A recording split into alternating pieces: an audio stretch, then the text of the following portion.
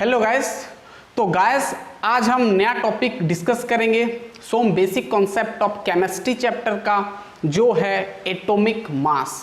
तो पिछले का लेक्चर में हम देखे थे डाल्टन्स थ्योरी, और डाल्टन्स थ्योरी में हम समझे थे कि एटम जो होता है स्मॉलेस्ट पार्टिकल ऑफ एलिमेंट होता है, हम बात किए थे, यानी पूरा का पूरा एटम के बारे में हम डिस्कस किए थे। तो इस लेक्चर में हम बात करेंगे ना वो एटम का मास। ठीक है, तो चलिए स्टार्ट करते हैं। मेरा नाम है शंकर गुरुम और आप देख रहे हैं ऑल अर्निंग पॉइंट। तो यहाँ पर बहुत बेसिक सा चीज है ये एटॉमिक मास। एटॉमिक मास, ठीक है, एटॉमिक मास। वैसे एटॉमिक मास को हम ए में डिनोट करते हैं, ठीक है। तो इस लेक्चर में हम रिलेटिव एटॉमिक मास भी देखेंगे और एवरेज एटॉमिक मास भी देखेंगे, ठीक है। तो ये जो हमारा एटॉमिक मास है हमारा क्या होता है, ए होता है। अब समझो एटॉमिक मास मतलब क्या होता है, ठीक है। अब जैसे हम बोलते हैं ना किसी सब्सटेंस का मास, सभी सब्सटेंस का मास होता है, ठीक वैसे एटम का भी मास होता है। एटम बहुत छोटा होता है, स्मॉलेस्ट पार्टिकल होता है, लेकिन उसका भी कुछ ना कुछ मास होता है जो बहुत छोटा होता है, ठीक है। तो चलिए कहानी थोड़ा देख लेते हैं। अब एटॉमिक मास यानी एटम का मास निकालने के लिए पहले 1957 का मैं बात कर रहा हूं, वहां पर क्या करते थे, एक रिफरेंस और एक रेफरेंस लेते थे, है ना। और वो रेफरेंस था आपका कार्बन 12 आइसोटोप था। क्या था, कार्बन 12 आइसोटोप्स लिए थे, ठीक है। ये 1957 में 57 में, अब फिर धीरे धीरे 1961 में इसको IUPAC, ध्यान सुनना, IUPAC ने भी एक्सेप्ट कर लिया था, ये स्केल को एक्सेप्ट कर लिया था, ठीक है। अब एटम हमारा जो पीरियोडिक टेबल आप देखे होंगे, जो का बुक का जो फ्रंट पेज में होता है पीरियोडिक टेबल, है ना, 118 जो एलिमेंट आपका होता है यानी एटम होता है, वो सबका एटॉमिक मास होता है। तो वो सबका एटॉमिक मास निकालने के लिए रेफरेंस लिए थे कार्बन 12 आइसोटोप का। आइसोटोप का मतलब क्या होता है, जिसका कि एटॉमिक नंबर सेम होता है बट मास नंबर डिफरेंट होता है ना। मतलब एटॉमिक नंबर जिसका कि एटॉमिक नंबर सेम होता है, ये सब पता होगा, और मास नंबर और मास क्या हो, मास क्या होता है, डिफरेंट होता है, ठीक है। तो इसको हम क्या बोलते हैं, आइसोटोप बोलते हैं, ठीक है। बाकी सब भी ले सकते थे, लेकिन कार्बन 12 और बहुत रिसर्च करके उन लोग को मतलब कार्बन थोड़ा यूनिक लगा, तो इसका हम हिस्ट्री नहीं जाएंगे। तो कार्बन 12 आइसोटोप का इस्तेमाल करके और बाकी जितना भी एलिमेंट है वो सबका एटॉमिक मास निकालते थे, ठीक है। अब वही मेथड यहाँ पर भी अब एप्लीकेबल होगा, है ना। अब वो वैलिड हो गया। तो 1961 में IUPAC भी इसको एक्सेप्ट किया, ये स्केल को, मतलब इस तरीका को एक्सेप्ट कर लिया, ठीक है। तो ये बात होता है। अब कार्बन 12 का जो मास होता है 1.9924 इंटू 10 का पावर -23 ग्राम होता है, कार्बन 12 आइसोटोप का। वैसे कार्बन 13 होता है, कार्बन 14 भी होता है आइसोटोप, ठीक है। अब ये तो आपको क्लियर बात हो गई। अब यहाँ पर एक चीज आता है atomic mass unit, atomic mass unit. अब ये एटॉमिक मास यूनिट क्या होता है, एटॉमिक मास यूनिट को हम AMU यूज करते हैं, नहीं तो U भी आप यूज कर सकते हो। बस ये एटॉमिक मास यूनिट किस लिए यूज करते हैं, क्योंकि एक पर्टिकुलर एटम का हम मास निकालते हैं, इसलिए एटॉमिक मास यूनिट यूज करते हैं। अब ध्यान सुनना, एटॉमिक मास यूनिट क्या होता है। सिंपल चीज एटॉमिक मास यूनिट आपका बोलता है, एटॉमिक मास यूनिट क्या होता है ना, mass of A carbon 12 atom by क्या होता है, 12 होता है, ये बोलता है। ये 1 AME का फॉर्मूला आप कह सकते हैं, ठीक है। 1 AME मतलब 12 भाग से अगर एक भाग कार्बन 12 आइसोटोप का जितना मास होगा वो आपका 1 AME होगा। तो अगर इसको आप सेंटेंस में लिखोगे तो क्या लिख सकते हो, ठीक है, यानी द मास इक्वल टू, इसको मिटा दें, चलिए, यानी आप लिख सकते हो the mass equal to 1/12 mass of 1/12, नहीं सुना, 1/12 of the mass of carbon 12 atom, इसको हम क्या बोलेंगे, इज कॉल्ड 1AMU, ठीक है, और आप कहो U, ठीक है। तो ये पर्टिकुलर एटम का मास निकालने के लिए AMU यूनिट यूज किया जाता है, ठीक है, यानी मास ऑफ कार्बन 12 एटम बाई 12। अब मास ऑफ कार्बन 12 आइसोटोप का मैं बताया क्या होता है ना, 1.9924 इंटू 10 का पावर -23 होता है, और नीचे क्या कर देंगे 12, ये आपका ग्राम में होता है। तो इसको अगर आप सॉल्व करोगे तो 1.66 इंटू 10 का पावर -24 ग्राम होगा। अगर ग्राम को किलोग्राम कर दो तो 1000 डिवाइड कर दो, अगर आप 1000 डिवाइड करते हो तो ये 3 बढ़ जाएगा, यानी -27 हो जाएगा, ठीक है। यानी आपको समझ में आया कि 1 AMU बराबर होता है 1.66 इंटू 10 का पावर -24 ग्राम, और किलोग्राम में चाहो तो ये कर सकते। वैसे हम ग्राम ही लेते हैं क्योंकि छोटा मास हम निकाल रहे हैं, तो छोटा यूनिट हम यूज करते हैं। इतना दूर तक आपको पूरा क्लियर हो गया, एटॉमिक मास यूनिट यानी इतना होता है। अब आता है एक टर्म जिसको हम बोलते हैं एवरेज एटॉमिक मास। अब देखते हैं एवरेज एटॉमिक मास क्या होता है।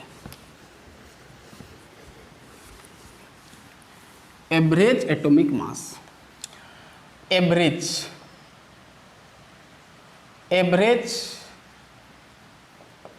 Atomic mass, average atomic mass क्या होता है, ध्यान सुनना।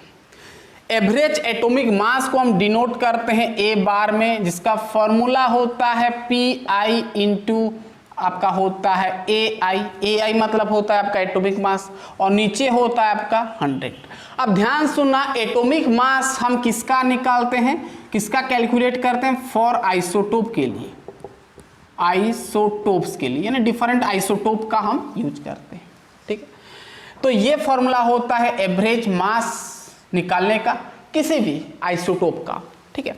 अब यहाँ पर ये होता है सम, इसको क्या बोलते हैं, सम यानी टोटल, सम ऑफ क्या होता है PI मतलब, ध्यान सुनना, PI जो होता है ये परसेंटेज अबाउंडेंस होता है, और एबुंडेंस जो भी कहो, परसेंटेज अबाउंडेंस आइसोटोप होता है, यानी अर्थ में कितना परसेंट आपका PI है, यानी कितना परसेंट अबाउंडेंस आइसोटोप है।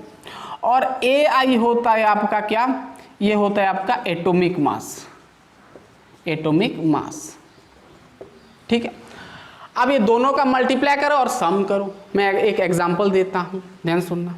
जैसे एक एग्जांपल दिया, एक क्वेश्चन में बहुत बार पूछ चुका है, क्वेश्चन में है ना, एग्जाम में आपको पूछ चुका है। जैसे मैं आपको एक एग्जांपल देता हूँ, ऑक्सीजन का अगर मैं देता हूँ, देखो ऑक्सीजन के ऊपर लिख दिया 16, है ना। जैसे हम कार्बन 12 लिखते हैं ना, तो कार्बन 12 को आप ऐसे भी लिख सकते हो, कार्बन के ऊपर 12, ठीक है। ये आपका कार्बन का 6 होता है एटॉमिक नंबर, उसका मास होता है 12, ऐसे लिखने का तरीका होता है, ठीक है। ऐसे ऑक्सीजन का होता है कितना, 8 एटॉमिक नंबर, और उसका मास होता है 16। तो भाई इसका ऑक्सीजन का 3 ठो आइसोटोप होता है, ये 18, 16, 17, 18 होता है। इसका एटॉमिक मास दे दिया 15.995 म्यू, और इसका दे दिया मास, एटॉमिक मास 16.999 म्यू दे दिया, और इसका दे दिया आपका 17.999 म्यू दे दिया, ठीक है। ये 3 ठो आइसोटोप का दे दिया मास, और बोल दिया कि ये अर्थ में कितना परसेंट मिलता है, 99.76 अबाउंडेंस ये दे दिया है, अबाउंडेंस आइसोटोप दे दिया।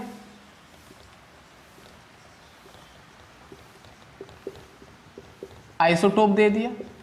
अब इसका दे दिया 0.037 परसेंटेज, और इसका दे दिया भाई 0.200 परसेंटेज दे दिया।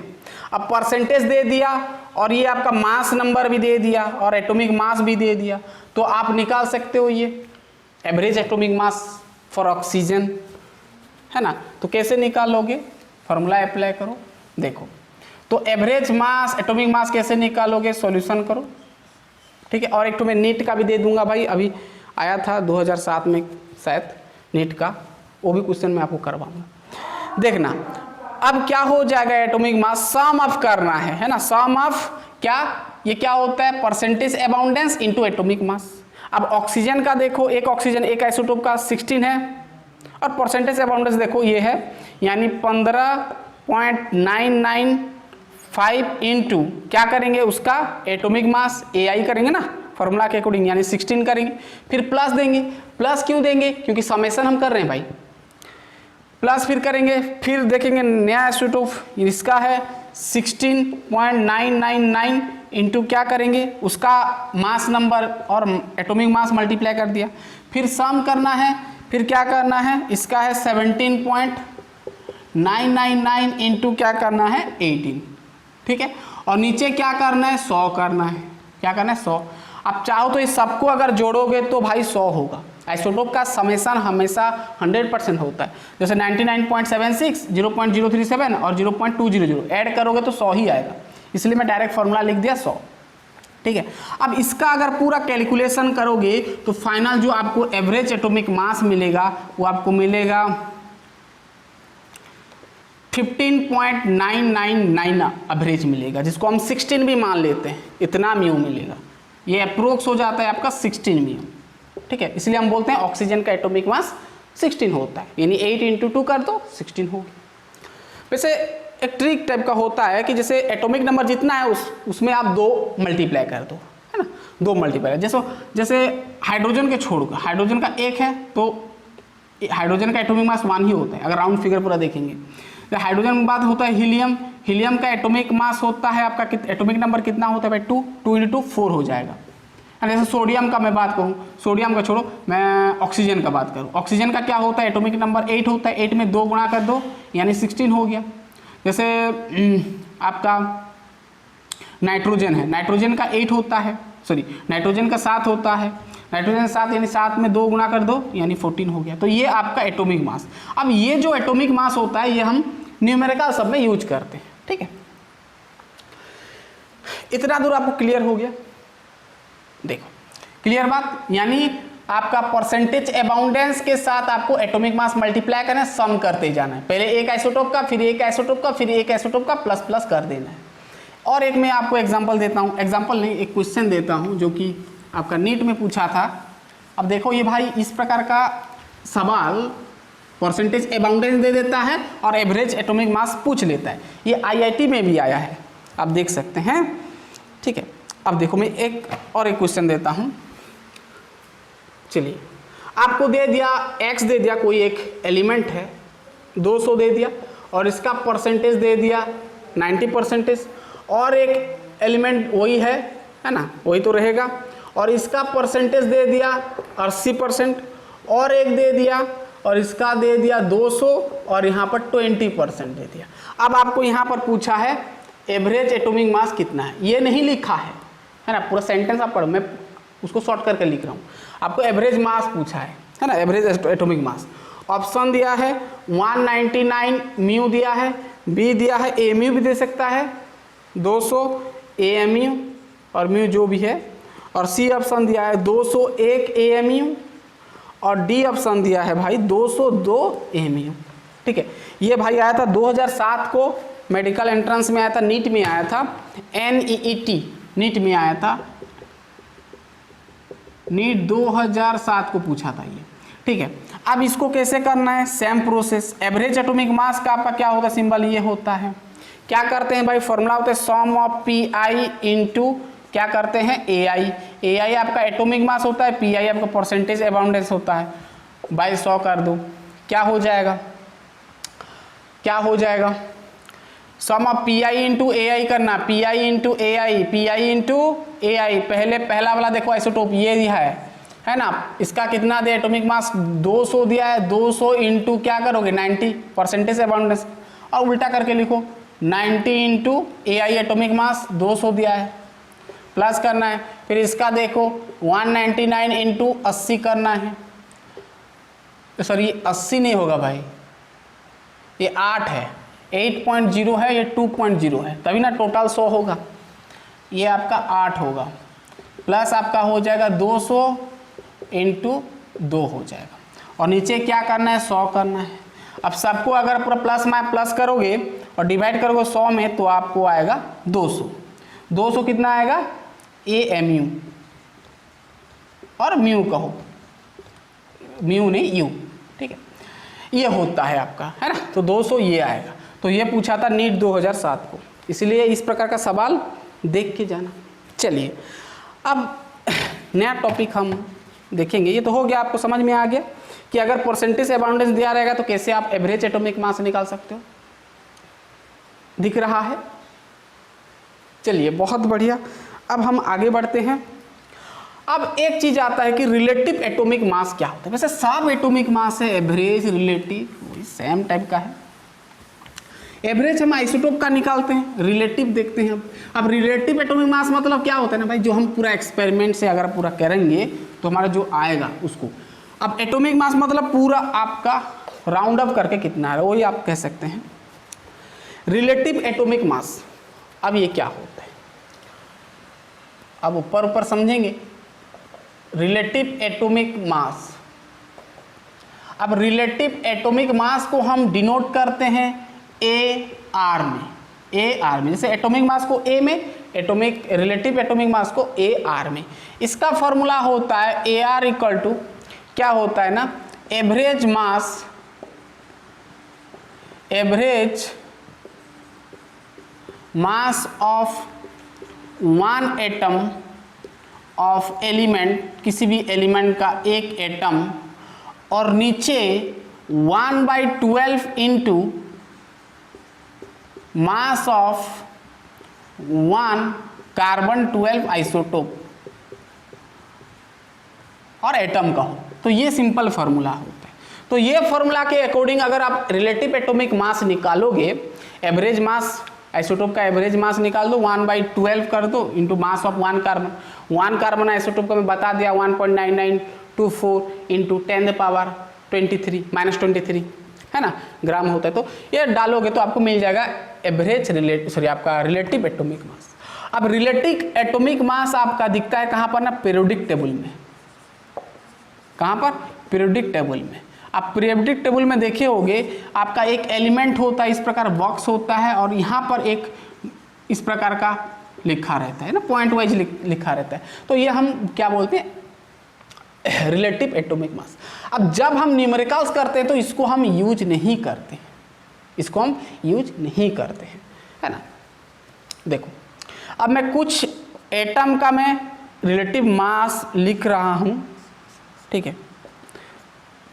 जैसे हाइड्रोजन का रिलेटिव मास, अब ये फॉर्मूला में डालोगे तो हाइड्रोजन का होता है 1.008 होता है, कार्बन का होता है 12.010 होता है, और ऑक्सीजन का होता है आपका क्या, ऑक्सीजन का आपका होता है 15.999 होता है, और नाइट्रोजन का आपका होता है 14.007 होता है, ठीक। तो ये आपका क्या होता है, ये आपका जो पीरियोडिक टेबल में देखे होगे तो यहाँ पर ये सब लिखा रहता है। हाइड्रोजन का देखो यहाँ पर हाइड्रोजन का 1.0079 ऐसा कुछ लिखा है, वही 8 के साथ बराबर होता है। अब अगर हम न्यूमेरिकल्स करते हैं तो भाई ये नहीं लिखते, इसको राउंड अप करते हैं, है ना, अच्छे से लिखते हैं। हाइड्रोजन का हम बोलते हैं 1, कार्बन का बोलते हैं 12 है, 12 बोलते हैं, इसको हम नेगलेक्ट कर लेते हैं। और ऑक्सीजन का होता है 8, तो यहाँ 15.999, इसको हम पूरा राउंड अप करके हम 16 बना लेते हैं। ये अप्रोक्स 16 हो जाएगा ना, 1 है ना। और ये भी इसको हम मानते हैं नाइट्रोजन का 14। क्लियर बात। तो ये हम क्या करते हैं कहाँ पर ना, फॉर न्यूमेरिकल्स में हम सॉल्व करते हैं, इसको मतलब डालते हैं, ये अप्लाई करते हैं, ठीक है। और ज़्यादातर हमारा एटॉमिक मास ये सब का ज़्यादा यूज होता है, हाइड्रोजन, क्लोरीन, ऑक्सीजन, नाइट्रोजन का, और भी यूज होता है कुछ कुछ, फॉर न्यूमेरिकल्स में यूज करते हैं, ठीक है। चलिए बेसिक चीज़ था। अब हम जाते हैं आगे। चलिए इतना लिख लें। अब मैं बताया कि एटॉमिक मास यानी एटम का मास हम AMU यूनिट लगाते हैं, आप चाहो तो ग्राम में भी लगा सकते हो, है ना, वही है, चलेगा, कुछ नहीं। यानी ग्राम एटॉमिक मास, हेडिंग डालें ग्राम एटॉमिक मास, यानी एटॉमिक मास को अगर ग्राम में रिप्रेजेंट करोगे तो वही ग्राम लगा दो तो हो जाएगा ग्राम एटॉमिक मास, है ना। Gram atomic mass, gram atomic mass, gram atomic mass simple भाई, अगर आप एटॉमिक मास को ग्राम में एक्सप्रेस करते हो तो आपका ग्राम एटॉमिक मास हो जाएगा। जैसे मैं बोलूं एटॉमिक मास, ध्यान सुनना, atomic mass of oxygen, oxygen का एटॉमिक मास होता है आपका आपका 16 होता है। ठीक है, अगर ग्राम करेंगे तो यहाँ पर लिखेंगे ग्राम एटॉमिक मास, ग्राम, यहाँ पर एएमयू लिखते हैं ना, एटॉमिक मास यूनिट, है ना। अगर gram atomic mass of oxygen देखेंगे तो क्या लिखेंगे 16 ग्राम। क्लियर बात, क्लियर। ठीक है, अब जैसे मैं बोलूं एटॉमिक मास ऑफ नाइट्रोजन बोलूं तो 14, आप क्या लिखोगे एएमयू एटॉमिक मास। अगर ग्राम में लिखना है तो यहाँ पर लिखना ग्राम, ग्राम वही रहेगा atomic mass of nitrogen equal to क्या लिखेंगे 14 ग्राम। ग्राम लगा दिया तो ग्राम में हो गया एक्सप्रेस, तो उसको हम बोलेंगे ग्राम एटॉमिक मास। ठीक है, अब आता है एक चीज मॉलिक्यूलर मास, ये छोटा छोटा चीज है। चलो इसको पहले लिख लो, इसको पहले लिख लो, हो गया। चलिए अब आता है मेन चीज मॉलिक्यूलर मास, जो कि जगह जगह यूज होता है, मॉलिक्यूलर मास। अब देखेंगे मॉलिक्यूलर मास, मॉलिक्यूलर मास यानी मॉलिक्यूल सबका मास बहुत सिंपल होता है। मॉलिक्यूलर मास यानी मॉलिक्यूल्स का मास। तो मॉलिक्यूल्स का मास क्या होता है, सिंपल चीज है कि आपका मॉलिक्यूल्स में जितना भी एटम्स है सबका मास को अगर जोड़ देते हो, यानी सभी एटम्स का मास को जोड़ देते हो तो आपको मॉलिक्यूलर मास मिल जाता है। सिंपल है। जैसे देखो, जैसे मैं मॉलिक्यूलर मास, जैसे मैं यहाँ पर लिख देता हूँ पानी का H2O मॉलिक्यूल, आपका क्या है मॉलिक्यूल है, क्या है मॉलिक्यूल है। अब इसका अगर मैं मॉलिक्यूलर मास निकालूंगा तो क्या हो जाएगा, मॉलिक्यूलर मास निकालूंगा तो क्या हो जाएगा, H2 मतलब 2 हाइड्रोजन है तो 2 गुना करना है। एक हाइड्रोजन का, देखो भाई हाइड्रोजन का एटॉमिक मास 1, नाइट्रोजन का 14, ऑक्सीजन का 16, ये सब याद रखना। तो 2 इंटू क्या करेंगे, एक हाइड्रोजन का एटॉमिक मास 1 तो 1 करेंगे, प्लस करेंगे, प्लस देना है भाई। फिर ऑक्सीजन का एटॉमिक नंबर 8 होते तो 2 गुना कर दो, यानी 16 हो गया तो 16 हो गया। तो 2 + 16 यानी आपका 18 ग्राम हो गया। यानी पता चल गया कि हाइड्रोजन मॉलिक्यूल, सॉरी वाटर का मॉलिक्यूल, वाटर मॉलिक्यूल का मॉलिक्यूलर मास होता है 18 ग्राम। जैसे मैं ग्लूकोज का बात करूं, ग्लूकोज का फॉर्मूला क्या होता है C6H12O6 होता है। अब देखना भाई कार्बन का क्या होता है, कार्बन का एटॉमिक मास होता है 12, 6 दूना 12 कर दो, ठीक है। 6 तो कार्बन है तो 6 गुना करना है, एक कार्बन का कितना होता है 12, ठीक है। इसका ये एक एलिमेंट गया, प्लस करना है, सम करना है। फिर हाइड्रोजन 12 है तो 12 इंटू क्या करेंगे 1 हो जाएगा, एक हाइड्रोजन का एटॉमिक मास 1 होता है। ऑक्सीजन का होता है 16 तो हो जाएगा आपका 16 इंटू 6 करना है, एक ऑक्सीजन का एटॉमिक मास 16 होता है तो 6 है तो 6 इंटू 16। अब सबको अगर प्लस कर दोगे तो आपका आएगा 108, कितना आएगा 180 आता है, कितना आता है 180 क्या हो जाएगा ग्राम का हो, या तो फिर आप एएमयू में लिखना चाहो तो एएमयू में लिख सकते हो, कोई दिक्कत नहीं है, ठीक है। पूरा क्लियर बात। अब जैसे मैं सल्फ्यूरिक एसिड का पूछ लूँ H2SO4 का, इसका मॉलिक्यूलर मास क्या होगा 2 इंटू एक हाइड्रोजन का एटॉमिक मास 1, सल्फर का होता है 16 एटॉमिक नंबर, 16 इंटू 2 कर दो 32 हो जाएगा, 32 प्लस ऑक्सीजन 4 है तो 4 इंटू एक ऑक्सीजन का होता है एटॉमिक मास 16, सबको जोड़ दो तो हो तो आपको आएगा 98 आएगा, 98.0 म्यू और एएमयू, ठीक है।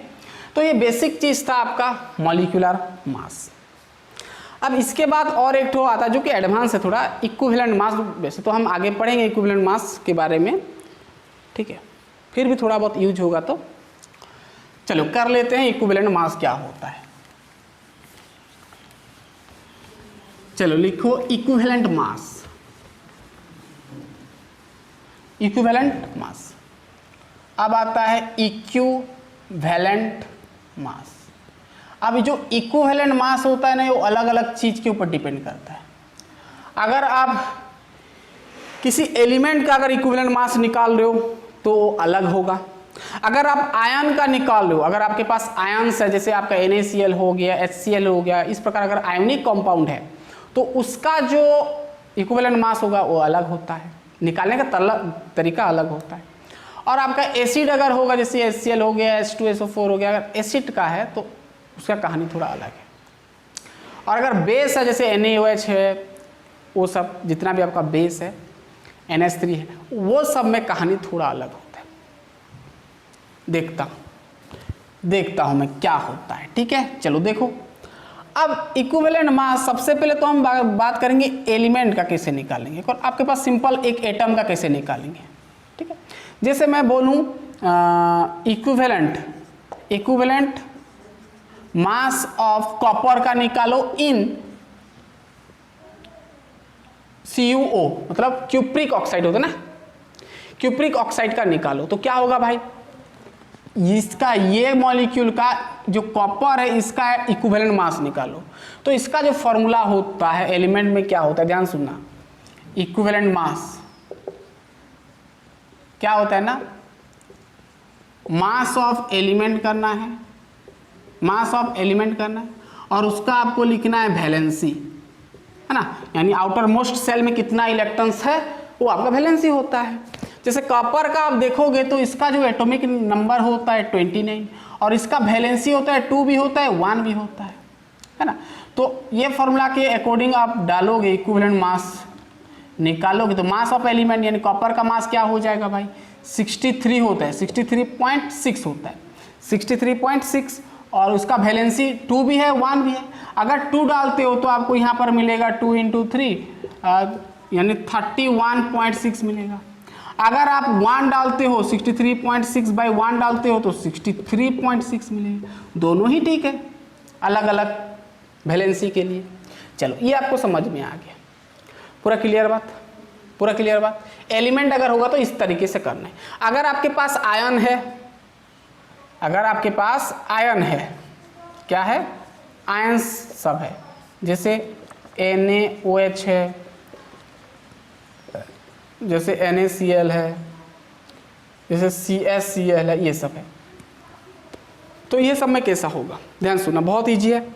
तो ये सब में इक्विवेलेंट मास का फॉर्मूला क्या हो जाता है ना, पूरा आपको आयन का मास लिखना है, आयन का मास लिखना है, और नीचे जितना उसका चार्ज होगा, charge on the ion divide कर देना है, चार्ज ऑन आयन, ठीक है। जैसे मैं एक एग्जांपल देता हूँ, CO3 2-, तो भाई यहाँ पर पूरा आपको देखना, 2- को देखना नहीं, पूरा CO3 का पूरा उसका मॉलिक्यूलर मास लिख देना है। कार्बन का 6 होता है, 6 है ना, प्लस 1 ठो कार्बन तो 6 हो गया, प्लस ऑक्सीजन 3 ठो है, 3 × 6 हो गया, और नीचे क्या करना है, 2- है तो भाई जो भी है माइनस हो प्लस हो डिवाइड करना है। तो क्या हो जाएगा, कितना हो जाएगा भाई, ये कितना हो जाएगा, 8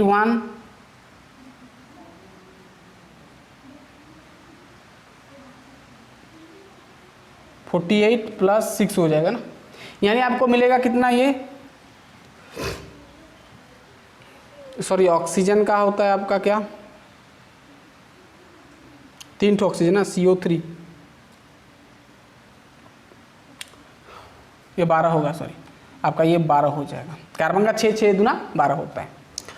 अब ये आपका हो जाएगा 40, ये 12 हो गया, प्लस सॉरी यहाँ तो लिखा हूँ, यहाँ पर ये 12 हो जाएगा, और यहाँ पर 2 हो गया, यानी आपका 60 हो गया, 60/2 यानी 30 हो गया, 30 ग्राम हो गया, ठीक है। तो इस प्रकार आप निकाल सकते हैं। हाँ, और एक है, अगर एसिड होगा और बेस होगा तो क्या होगा इक्विवेलेंट मास, को हम लेटर डिस्कस करेंगे। अगर एसिड होगा और बेस होगा तो यहाँ पर एसिडिटी और बेसिसिटी का कहानी यूज होता है, हम लेटर डिस्कस करेंगे, है ना, बाद में इसका कॉन्सेप्ट आएगा आपका सॉल्यूशन का। अगर मोल देखेंगे, मोल कॉन्सेप्ट इन सॉल्यूशन, वहाँ पर हम बताएंगे, ठीक है। और बहुत पढ़ना है आपको इक्विवेलेंट मास, है ना, एसिड और बेस का, आगे बहुत जगह यूज होगा, तो मैं वहीं पे आपको बताऊंगा, यहाँ पर उसका कुछ अभी रोल नहीं है, ठीक है। तो गाइस पढ़ाई करते रहिए, हम तुरंत नेक्स्ट लेक्चर में मिलते हैं। बहुत ही इंपॉर्टेंट लेक्चर है जो है मोल कॉन्सेप्ट, तो बहुत इंपॉर्टेंट है मोल कॉन्सेप्ट, वहाँ से सवाल बहुत बनता है। मोल कॉन्सेप्ट के आगे आएगा आपका मोल कॉन्सेप्ट इन सॉल्यूशन, वही भी मोल कॉन्सेप्ट है। फिर उसके बाद धीरे धीरे आपका एम्पेरिकल फॉर्मूला आएगा, बहुत कुछ हमको पढ़ना है, है ना। तो और ज़्यादा भी नहीं है, कंप्लीट हो जाएगा फर्स्ट चैप्टर आपका, देन हम लेंगे एटॉमिक स्ट्रक्चर सेकंड चैप्टर। तो पढ़ाई करते रहिए, ऑल द बेस्ट।